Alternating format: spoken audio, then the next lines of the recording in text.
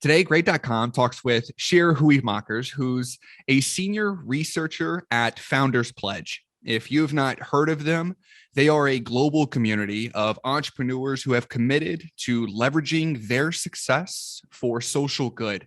If you're new to the podcast, please press subscribe on your YouTube or in your podcast app, because today we are going to learn about some of the biggest challenges that our world is facing and what some of the top industry leaders and experts are doing in response.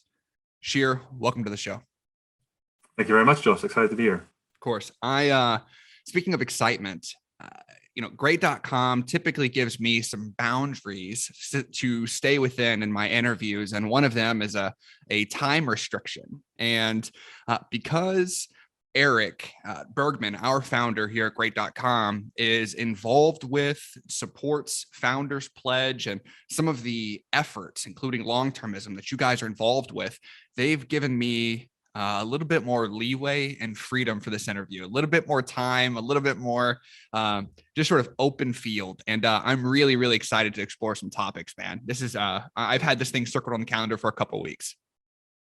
Nice. Me too. Yeah. I love discussing this stuff. So let's get into it. Yeah. I have this rule that I tried to implement here at Great.com, and maybe the other interviewers or hosts follow this. Maybe they don't, but this rule of, if I've seen that someone has been involved with an organization for more than 10 years, I try to figure out what's pulling at their strings. Now, I'm going to break my rule. I know you haven't been here 10 years, but you have one of the more interesting resumes, if I can put that in quotations, or histories, just journeys that I've seen, that I've had the chance to explore and learn about. And I want to maybe just kind of start there. And can you give us a broad stroke of sort of who you are, some of the big milestones or things that you've done in the past, and catch us up to speed as to where you're at today?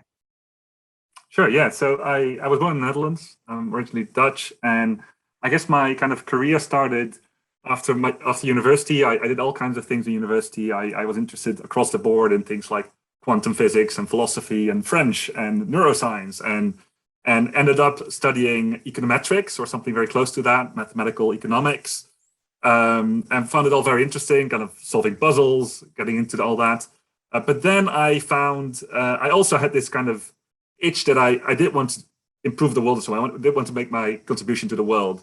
I just wanted to make the world a happier place. I felt like there's so much suffering going on, and at the same time there's so much potential. I want to do something about this. So I've been thinking about this for a while. And just after my studies, I got more involved in policy and politics, just exploring things, ideas. And the first idea that kind of really got my attention was this idea of a universal basic income. And that's the first part of my career, so to say, was really focused on that idea.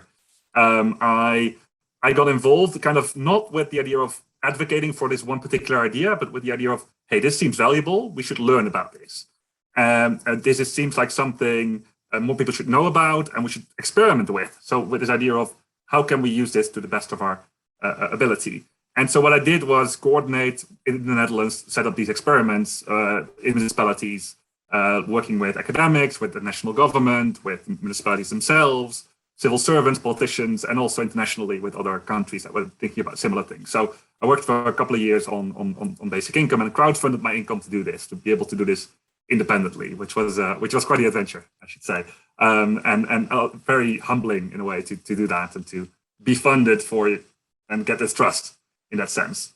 And yeah, I learned a lot there in the policy field, but always I try to keep this kind of view, which continues to today, in trying to not fall in love too much with one idea, and to keep zooming out. So I never became a basic income advocate. I always tried to look at it like, okay, this is interesting, but I should be able to change my mind. And so the next stage of my career, so to say, is I got in touch with this idea called effective altruism.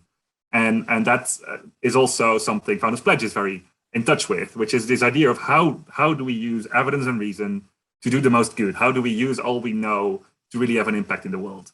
And I started exploring this idea, learning about it. I heard about Founders Pledge, but first, before I went to Founders Pledge, I started spreading this idea in the Netherlands, giving talks, appearing on radio shows and the likes, and just going around sharing these ideas, similar to what I've done with universal basic income, and the learnings people in this community of people, this effective altruism community had already found. And it's a relatively new idea. Founders Pledge, you could say, is part of this broader move in that sense. And when I heard of Founders Pledge, it seemed like the perfect opportunity for me to join this organization and delve deeper into the research behind high impact funding opportunities specifically, so philanthropic giving. And this is what I did a couple of years back, and joined the research team. I'm going to ask for the elevator pitch of Founders Pledge in a second, but as I read through your history, I found the crowdfunding of your own income had, I mean, there were more articles than I was willing to read about it. Everybody had comments and tweets and this and that. I mean, it was really, really cool to be able to follow this trail and see people's opinions and how you were doing it. Could you, and I don't have many other questions about this, and we don't need to spend much time here, but to scratch my own itch, how did that work? Like, did you start some sort of like, you just went to some sort of crowdfunding website and opened it up to the public where they could all just send you money month over month? Did you put them on like a monthly subscription? Like, how did that work? Yeah, it was in a sense very rudimentary. It wasn't very like, so what happened was I was working on this basic income stuff, and I noticed it was a full-time job for me. It was just after university. I was taking some time to explore things. It was becoming a full-time job, and I was thinking, okay, I can now take a job, or I can just continue doing my actual job, which seems to have an impact, seems to be useful. That gave me the idea to do this crowdfunding campaign, thinking like, okay, if this is valuable, maybe people are willing to pay me for it, and or trust me to keep doing this. And what I did is simply find some kind of crowdfunding website, some platform, which is very basic at that point, and asked around and shared what I'd done. And of course, I built a bit of a network around what I'd done already, which helped at that point. Recorded a video with an amazing video editor who had met on my journey, kind of, and we just willing to do this for me voluntarily. And then I put the website online, and I remember that day, it was like, I literally had to cry that day when I put the website online, because it's such a crazy thing to put yourself online, you know? It was a really weird experience, challenging sometimes. It is always, many people recognize it's weird to ask for money, certainly if it's for yourself, but also very humbling in that sense, and I'm very grateful for the support I got and what it allowed me to do. Yeah, I mean, and it creates this feedback loop of encouragement, right? Like, as they started to fund you, you're like, oh, these people are enjoying my work. They find value in my work. I've seen many podcasters implement a very similar sort of rudimentary invest in me type of platform. I've seen most people label it as like, buy me a beer or something. And they'll have like 2 or 3 tiers on their website. Like, if you can give me 15 or $50 or whatever it is, you're funding this. If you're enjoying my content, give me a tip. I think that's a super, super cool. As I read through it, I had to scratch my own itch. Let's fast forward a bit to the Founders Pledge. Give me the sort of elevator pitch, man. I mean, who are you guys? What do you do? Just talk to me about sort of high level, what's going on. Yeah, so Founders Pledge really exists to, our mission is to empower entrepreneurs to do immense good. And what we mean by immense good is really immense good. So we're trying to find the best ways for people, for entrepreneurs, to have an impact in the world. And the main way in which we do that is to supporting them in their philanthropy currently, even though we have always explored and we'll keep exploring all the ways to do that as well. So that means that we kind of provide a full help entrepreneurs throughout their full philanthropic journey, all the way from the first time they run into significant wealth, their first kind of partial exits, until beyond their giving, and connecting. And we do this by research, which is where I got involved, providing research into where we think money can do the most good. So where your additional dollar can do the most good, which you can talk a lot about. And then also bringing together this community and kind of this education around this whole thing. So not only giving just funding recommendations, but also really guiding our members on their giving journey and helping them learn about these things and connecting with each other. And our longer term vision is not just for people to donate to these causes, but to start up things themselves, to really improve the world in a significant way. Our members are entrepreneurs, generally quite wealthy Series B plus entrepreneurs. But we do, and we think we do that for a reason, because we think these are a unique set of people that are new to wealth, that often want to do something good with their career as well, and want to give something back. have a great network, a lot of good ideas, etc., etc. But we also share our research widely. So it's not that we are just focused inwardly. Where we can, we do share our resources as broadly as we can, because we exist to have an impact as well. I'm so glad that they gave me some more time. Let's put a pin in a few things. I want to put a pin in where will my money do good? I want to put a pin in several of the topics that you just rattled off. But first, I think this gives me a good opportunity. I mean, I've hosted several shows for great.com, and I don't think I've ever told this story.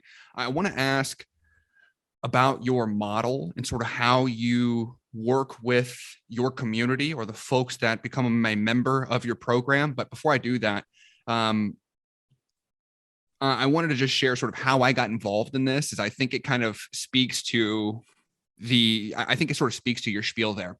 I host another podcast at Roads to Wealth, and I actually had Eric on my podcast, and he told me about his initial exit. We spent 25 minutes talking about his initial exit.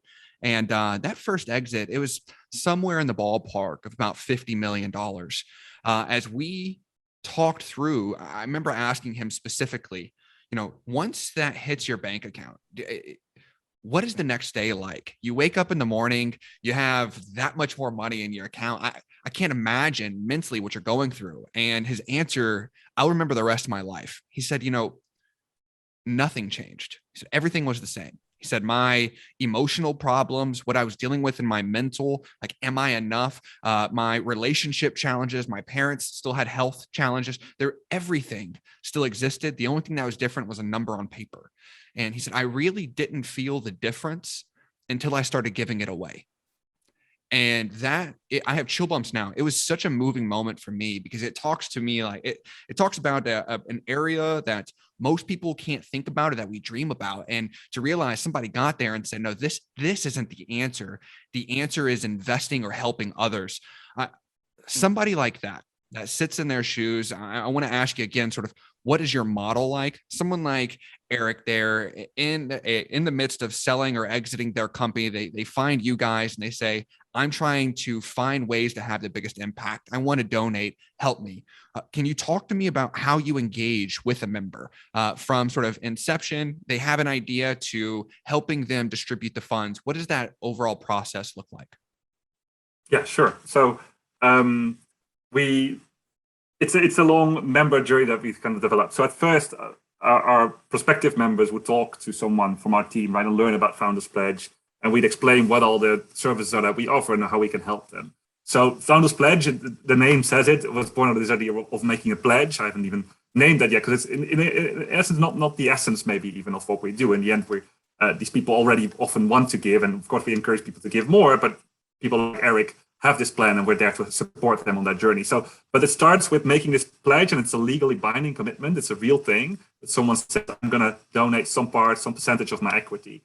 Generally, I think our average pledge now is something like 10% or something, or 7 to 10%, something in that order. But it varies a lot. We have had people donating 95% of their, up to 95% of their equity. It's pretty crazy. And this is one of the amazing privileges of my job, is working with such people that want to do that, right? So we're grateful for that. So we engage with them and share some of our insights of our research. And Founders Pledge is we're a nonprofit ourselves. We're not asking people to pay us for what we do. We're trying to we're mutually benefiting if we're helping others having more of an impact, right? So of course we're grateful when our members support us with donations because of the value they've received. But our model is really that they enter the community not by paying us in any way, but by pledging and by showing this commitment that they are willing to do this. And that makes them part of this unique community of other people. So that's the start. They make this pledge. Then they enter this community, and we have this team, a programs team that hosts. We have an annual forum that, unfortunately, due to COVID, hasn't been there recently, but will be there again, I'm quite sure. We'll have one actually in the US fairly soon, I think. We have events throughout the year. We've hosted events on these big issues facing humanity.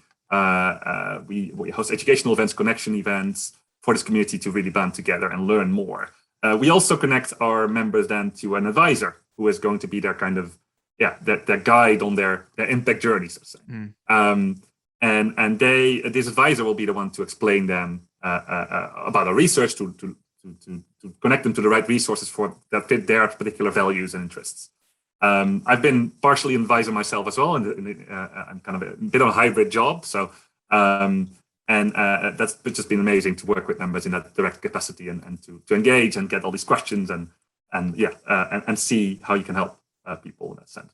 And ultimately, not ultimately, actually continuously often, because people have partial exits and the likes, they will make donations, be involved in philanthropy, but also remain involved in the community. So it's not like it is a journey that has some milestones, but it's not like it ends after making the first donation or something. It's a lifelong journey for many people. Yeah.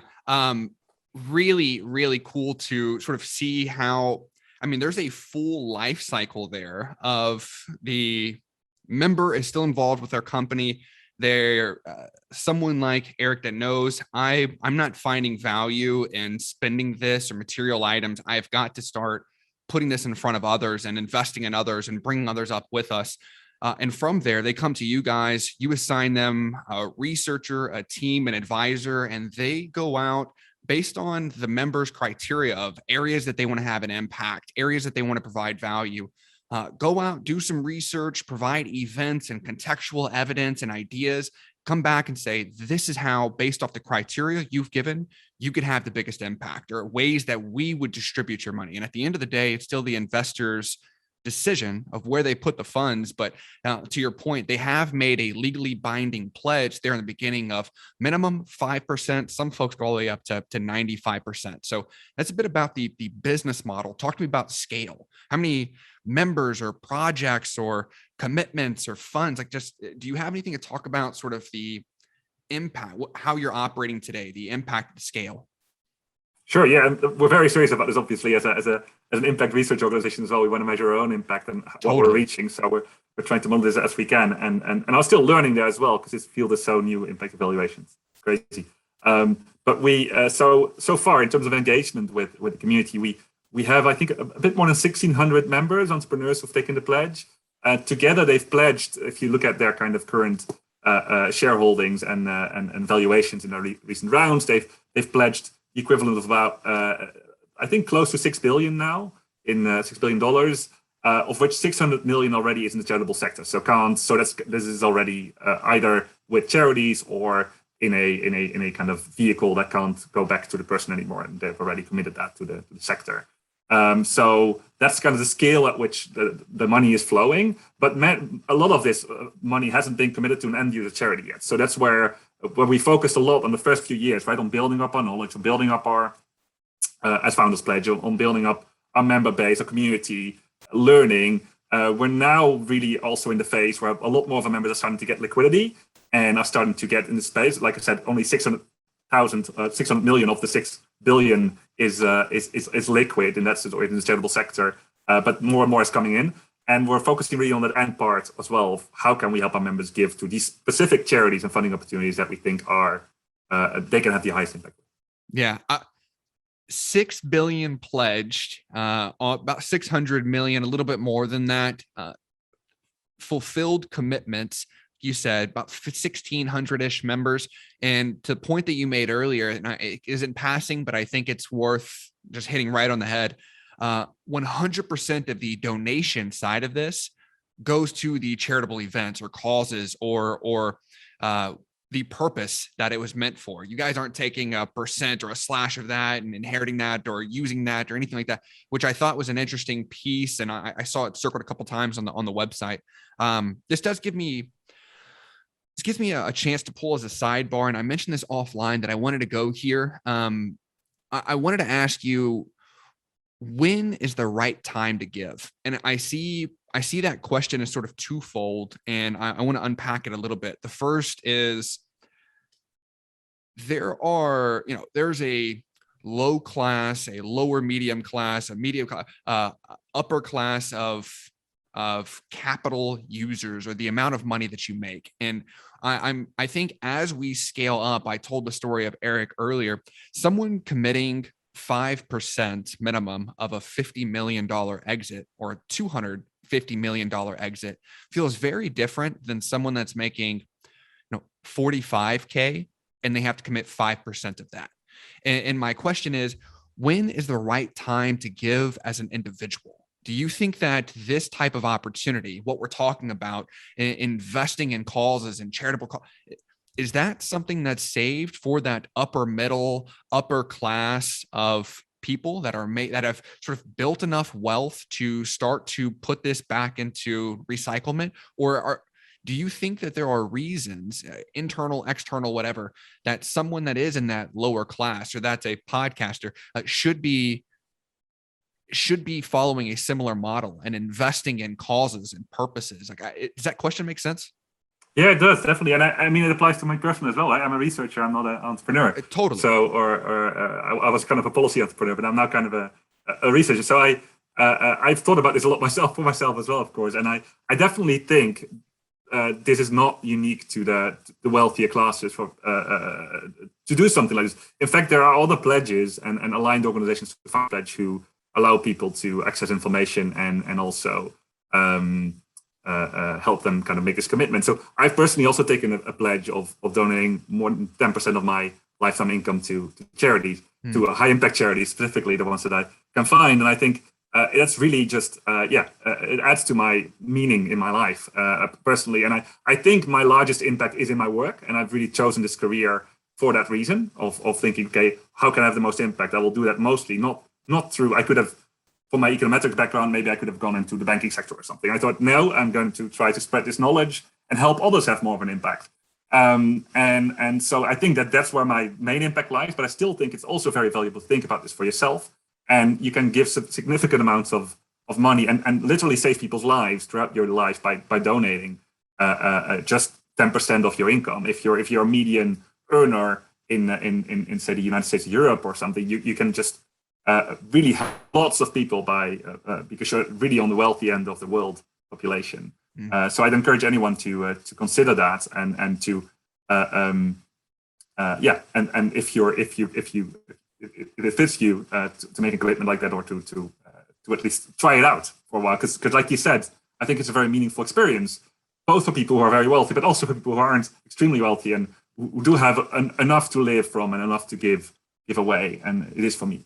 Yeah, well, folks like you and I, we feel like we are striving to become 50 millionaires or 250 millionaires. Some of us, that feels like the driving mechanism. And to know that the folks there are saying, we're investing this, or we're giving this back, we're trying to put this back into others.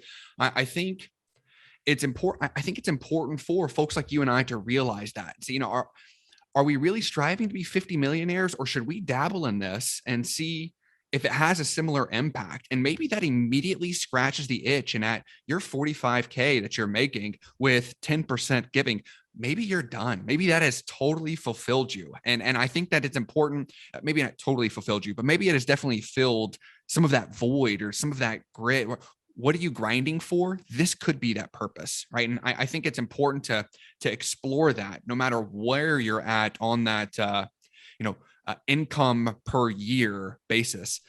That was one side of the question: is when, as an individual, should we look at investing? Let's say someone agrees, I definitely need to be investing. The second question is, when should those funds be distributed? And this is an interesting question. I never even thought about this until I read one of the articles that you read. I think it was in October. The article was called "Investing to Give," and start with maybe the brief story that you wrote in the article about Benjamin Franklin. And when Benjamin Franklin passed away, in his will, he actually had written that there was going to be a certain amount of money invested for 200 years past his death. And then once that 200 years had eclipsed, Boston would get some money, Philly would get some money. Boston ended up getting $5 million. Philly ended up getting $2.3 million.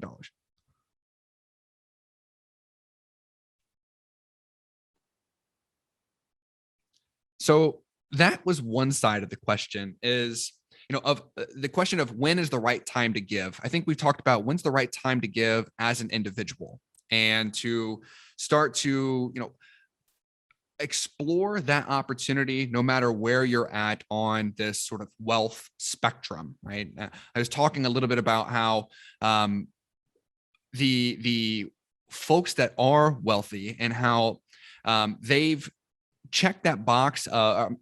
We'll have to clip this as well, because now I'm stumbling over myself. I don't know where we ended up and where we didn't. I'll just start back over with the question and not go on my tangent. So that's one side of the question. When is the right time to give? I wanted to ask a follow-up question of, let's say you have someone that has decided, you're right, I need to be investing, I need to be deploying these funds or giving them some sort of charity. The follow-up question, and I hadn't even thought about this until I read an article of yours that was written in October, and the article was titled "Investing to Give." And this question was, actually, first, let me tell a story. Benjamin Franklin, which you wrote about in this article, Benjamin Franklin, when he passed away, had this fund set up in his will where the rules of this fund was they could not be cashed in, they couldn't be executed or given away until 200 years after his death. So this fund is created after he dies. 200 years later, Boston gets some of that fund and Philly gets some of that fund. Boston got $5 million. Philly got $2.3 million. Started with a little bit of money, but over 200 years and compounding interest, this thing grew to a point where both these guys got pretty good lump sums of money. It opens an interesting question of, is money now worth more than investing in money in the future to a new generation or a new problem or a higher amount of money? So this is a long-winded question of, when should we be giving? Is it more effective to give now? Or is this idea of investing to give an idea that you're encouraging others to explore, someone like you or myself? Should we be exploring that option as an alternative? Yeah, so this is a research project I did last year. I spent a couple of months really looking into, and I guess as with many of these things, the conclusion isn't very strongly on one or the other side. You should always give or you should always invest to give. Sure. Right. So I think it's definitely something we should explore. And the funny thing is, many people haven't even thought about it. Right. I also just heard about it like 2 years ago for the first time. This idea. It's a fairly new idea to strategically think about the timing of your giving based on when your giving will have the most impact. And there are some fairly compelling arguments indeed for saving and giving later, investing and giving later, including compound interest, which is a very strong one. And Ben Franklin is a good example of that.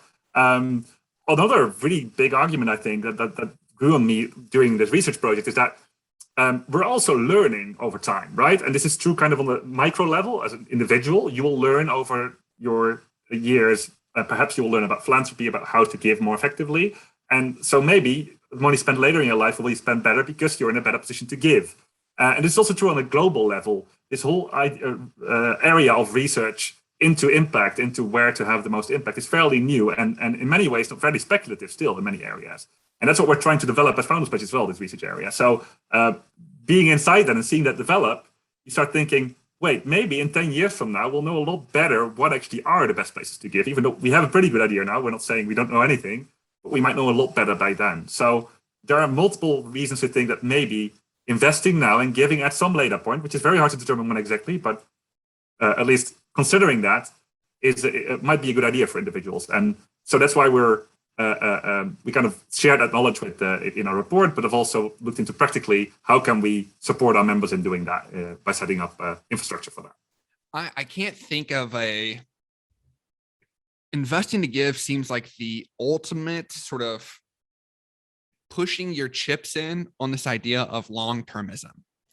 And this is another idea that I captured from one of the blog posts that you wrote, and a topic I wanted to spend some time on, one, because you have such a high level of expertise, but also this is something that Eric, our founder, has specifically doubled down on and invested in. And so I wanted to spend a little bit of time here first with just, for most of the folks, I'm assuming the idea, if we wrote the word long-termism out on a sheet of paper or in Word, they think there's a misspelling. And so I want to ask you first, like, what is long-termism?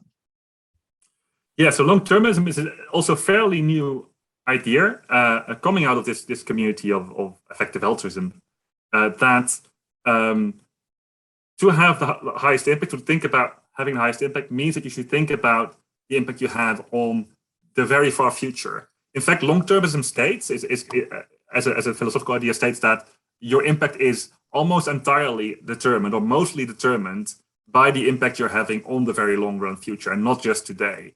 And that's not a very intuitive idea, I think, for many people. Impact, we're thinking about how you help people just around you today, tomorrow you'll see it.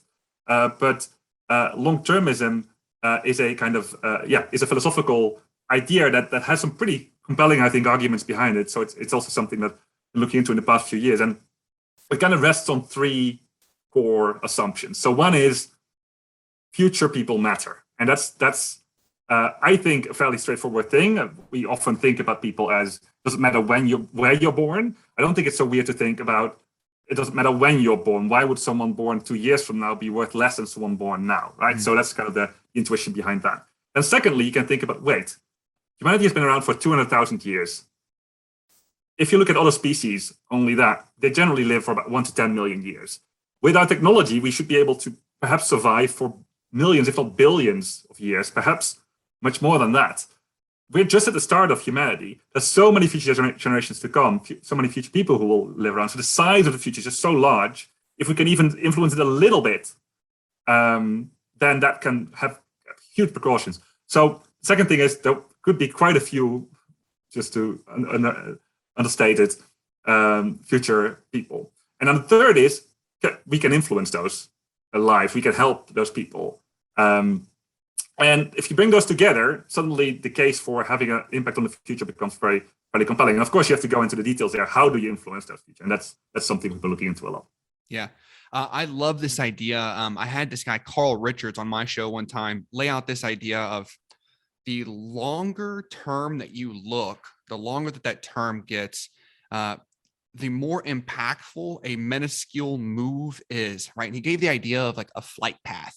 He said, if you took off from Houston, you were going to land somewhere on the, halfway around the world. Or if I was going from California to New York and I was going to fly across the US, if I started out and I was just 2 to 3 degrees off in either direction, you're going to end up in a totally different route, a totally different pattern. And so this idea of long-termism and setting your sights on a few different things that are further out in the future, having a goal and then being able to make these minuscule adjustments as new data comes in, but really setting something out there that you're targeting, I think is so important. Otherwise, you're on a flight path to nowhere, right? And I think that's a really, I want to ask you, within this long-termism, because it seems broad, it seems generic. There's lots of things that could fit within this bucket. Are there specific industries or projects or topics, when I say that term long-termism, what immediately surfaces? What comes to mind? Are you thinking about like, people getting to space, because we're going to have so many people on the United States or here on Earth that we need to expand? Are you thinking about like an asteroid hitting the Earth? Like what is in that? What are some more pressing topics is I think the question I want to get at. Yeah. This comes to this kind of third point I made about how can we influence the long-term future, right? Because it seems also quite hard to tell about what you do now, how it will influence it. It might influence it quite largely, but how do we make sure it influences it in a positive way and we're not just randomly changing things, right? So, and maybe the most straightforward answer to that, and that's also what a lot of long-termist community focused on, is we should at least make sure the future doesn't go horribly wrong. Mm. For example, by us no longer being there and not being able to do anything good about it, or by us ending up in some really terrible situation, a totalitarian dictatorship, something like that, right? So we should avoid these catastrophes, these existential threats to humanity as a whole. And so that's been existential risks, as they are called. So the risks of ending up in some existential threat scenario. So this could be human extinction, it could be a really terrible scenario, have been a major focus. And it's also because these are around, so we can point to things that we know about that could pose such a threat. You mentioned asteroid risks. Well, luckily that risk is super low, but it is a risk. It's a very low risk, but it's a risk. But there's also things that we have created as humanity ourselves that really threaten us now. They have huge benefits. Our technology has given us huge benefits, but also a lot of power and a lot of responsibility that needs wisdom. And if we don't develop that wisdom, we're at risk of destroying ourselves in the process. So nuclear power, of course, being one of the early and specifically nuclear weapons. I shouldn't say nuclear power, nuclear weapons being one of the examples of the 20th century. There have been some near misses there with nuclear powers that could have threatened the extinction of humanity in the worst case. Though that's hard to say exactly. There's reasons to be worried about the future, and also reasons to be extremely excited about getting there and about making sure that the future happens in a positive way. And the starting point is to not destroy ourselves. So that's definitely something we want to make happen. That was going to be my next question is, as someone that sits in the research realm, you're looking at this all the time. I'm curious if, most of these challenges, these risks that we're trying to prepare for of, if we could look at some sort of chart of all of them, would you say that most of the potential future risks that we're facing are Mother Nature related? Like the earth is changing, the environment is changing, things are changing, and just stuff that we have to grapple with and deal with? Or would you say that Mother Nature is punishing us? Like most of the risks that are coming down the pipe are man-made, ozone layer, we're putting pollution into the air, into the water, things like that. Does that question make sense? Like, is most natural causes, or are we pushing this upon ourselves? It's a great question, a very valid one, and also it has a very important answer, which is that if you look at those risks, I think it's very hard to argue that the natural risks are higher than the man-made ones, the ones made with humanity. There's a book called The Precipice by Toby Ord, which is a really good overview of these risks, and it's kind of the founding book of this field of existential risk research. You could almost say it only came out timely at the time of the start of the COVID pandemic, it lists some of those risks, and the author have made some of his own estimates. And of course, these estimates are really hard to make. Exactly what's the chance of an extinction or event or something like that.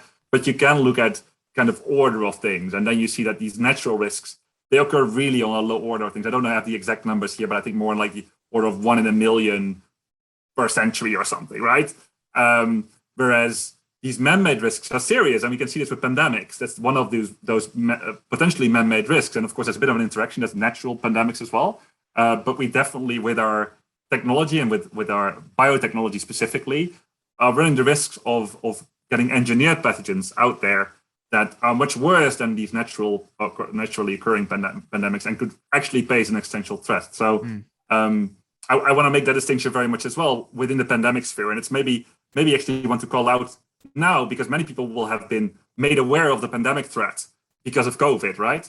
But COVID, the one silver lining about COVID is it's a bit of a warning shot. It's about what can happen, and it might help us prepare for worse things to come, because not only do these things occur once every while in a natural way, there's now also biotechnology that allows us to make much worse pathogens. And this might sound a bit like scary, but it's both also an amazing technological feat what we're able to do biologically, and what we're trying to do at Founders Pledge and more generally is that we want to make sure that we get all these benefits from these amazing new technologies we're finding, but also are wise about the risks and prevent, say, a non-state actor getting access to these bad technologies and misusing them, or accidents happening, which might even have been the case with COVID, but we don't know. So there's a lot happening in this field, and COVID has just made us more aware of it.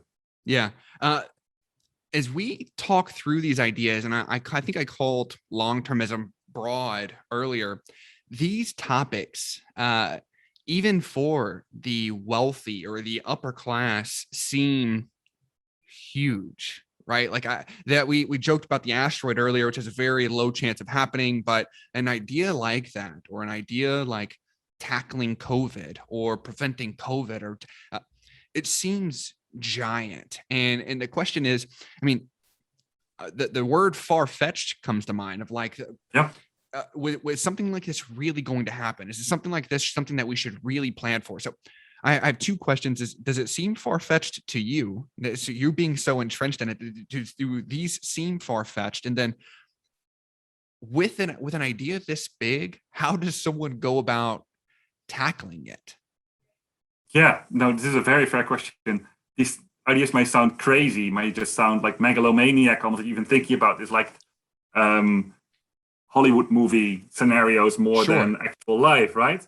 There's definitely thought them to be weird, but more and more I learn about them and learn about the actual facts on the ground. And COVID has been another thing in this. The more you can see the reality of them and actually something that some of these risks can really manifest themselves. So I've been changing on this myself. But I definitely, if you've never thought a lot or reading into these things a lot, I can definitely imagine these sound far-fetched. And they, I mean, some catastrophe stories are far-fetched. And like the asteroid impact is something that can actually happen. It's just not very likely. It's just not like we should expect it to happen. Yeah. But a pandemic, as we know, is much more likely to happen. And we should prepare for it. And the odd thing is that it often takes something close to happen for us to actually wake up to it. And what we're trying to do with Founders Pledge, and this comes to the far-fetched idea is actually a super important part of this, because what makes this area of existential risks such an important area to invest in is that it's severely neglected. It's severely underfunded. And that is because for a couple of reasons, including that we don't think too much about future generations on a day-to-day basis. It's a public good. It's something that we all benefit from, but the individual actor doesn't benefit as much from it as someone else. So markets generally provide for public goods. That's not just a good public good. It's also a global public good for the whole world. And it's intergenerational public good. So future generations aren't represented in our current government. So that the governments are also not doing as much about it. So it's just incentive-wise, global-wise, it will be underprovided. And philanthropy needs to step in for that reason. So it's generally neglected. There's these figures like there's more spent on ice cream than on existential risk prevention as a whole. Oh, man. Like globally, right? So these kinds of crazy things, or I think the budget of the Biological Weapons Convention that's trying to regulate these biological weapons by countries, is lower than an average McDonald's restaurant. Those kinds of crazy, Yeah, you hate to hear that. Yeah, and so that's why we're so excited about this area. It's not that we think this is the only thing people should care about, but if you look at what we are generally attracted to, we forget about these things. Well, but when they hit, it's too late. We need to prevent them now. Prevention is just such a crucial issue. So the far-fetched question is actually a really good one in that sense. It's too late. And then it takes something like this, a scare like this, to realize how underprepared we were, right? And they're underprepared on so many levels, but something like this could happen in many different verticals, things that we've already talked about here: power grid, pollution, water, air, just all sorts of weird things that could be altered, that little percentage point that we talked about earlier, and could entirely change the direction, the course of, like COVID did, 12 months or 18 months, or could be so much worse, right? So it takes something like this to happen for sort of sight to be cast on a solution or a possibility like you guys. If I asked you to rank them, and maybe you use the book, maybe we just kind of shoot from the hip here on research you've done, what are some of the more major risks? What's something that stands out? Like where are you putting your money today? Or where are you suggesting folks put their money? Are there any big, we can talk about specific companies if you'd like, but I'm more asking what projects, what things do you feel are coming down the pipe right now? Yeah. I think in terms of the problems, so to say, two of the maybe most major, but also often haven't been neglected risks are bio risks. And these are also the two that Toby Orden is, but the press highlights the most. Bio risks. And then especially also these engineered pandemics that could arise, and so man-made pandemics, and risks of other emerging technologies, especially artificial intelligence and our upcoming capability in that field. And in that field, there's a lot to do. There's a lot of work to be done, both on technically making sure that our kind of the algorithms we provide are safe and we understand them, we understand the power we wield, so to say, but also on a global policy level and coordination level, and making sure that this doesn't lead to arms races to weapons that are even more destructive than the ones we already have. So think, for example, about the combination of AI with nuclear weapons, right? And what that could do, how that could disturb the power balance globally. If you're able to hide your nuclear weapon using some kind of new technology, or automate these things, right, in a strong sense. So there's risks there, and generally within these expert communities, the risk of AI is said to be fairly high, simply because there doesn't seem to be any fundamental constraint on our capability of developing AI systems. And most experts think we, at some point at least, will be able to do most of the things that a human can do. And that comes with so much power and so little, perhaps, wisdom if we don't prepare for it. That leads to all kinds of these power imbalances, but also simply not accidents. And maybe just one way to make this not sound like a Terminator movie or something. Some kind of current example is simply even the simple algorithms we are applying today, like Facebook has been applying on YouTube, our recommender algorithms, right? These weren't designed to radicalize people, right? They weren't designed with that intent, but they are doing that probably to some extent. And that's just a very simple algorithm that we still understand fairly well. Now imagine what if more of the world is controlled by algorithms and by artificial intelligence systems that we understand even less, and we've given them these, we just put them out there and we're going to compete on them. There's so many things we need to be careful with there. So that's one very major project that many people in this long-termism and affected health community are working on, alongside many others. Yeah, I mean, both that you hit there, biorisk, which I think you said, I think we've gotten a little scare. We've thought, and more people are thinking about probably now than ever. The artificial intelligence piece, me personally, I'm in the cybersecurity space. I've interviewed a few AI experts. Neil Sahota was the last one. That place freaks me the hell out. So that I'm glad you brought that up. And there's all sorts of interesting branches and things that are coming down the pipe over there. I wanted to close with an interesting, I have a couple more questions for you, but just the in the weeds question. On a project like this, I mean, great.com, we talk to many businesses, organizations, charitable businesses, and some of them have very simple, effective, but very simple approaches. A company or an organization like Reach Out and Read, where they just simply put brand new books with pharmacists or with children's physicians. And when they see the doctor, they get a brand new book, right? And so as someone puts $100 in, they know they're buying 10 books. And it's I think the investor knows what they're getting themselves into. They can tie their dollars to something material. When we're talking about biorisk or artificial intelligence, and someone puts $100 or $1 million into biorisk or artificial intelligence, we're not buying books. We're not buying artificial intelligence, or we're not buying diseases. In that instance, where typically, this is such a hard question, where typically do those funds, where do they go? Is it research and development? Where do those funds go? Yeah, it's a good question as well. So it's indeed a lot less, and this is also one of the reasons why it's a neglected space, right? It's a lot less easy to see your impact, less appealing to the casual donor who wants to see what their work is doing. We're talking about impacting the global space here, and often in a speculative way with a small chance of success, but you might save the world, but maybe you have a 1% chance of saving the world. Those kinds of things. Ben Franklin never saw Boston or whoever else get that cash, right? Like he made that on a push. He didn't get to see something impactful like buying that book. And so what he knew what he was investing in. What are these guys doing? I'm sorry to cut you off.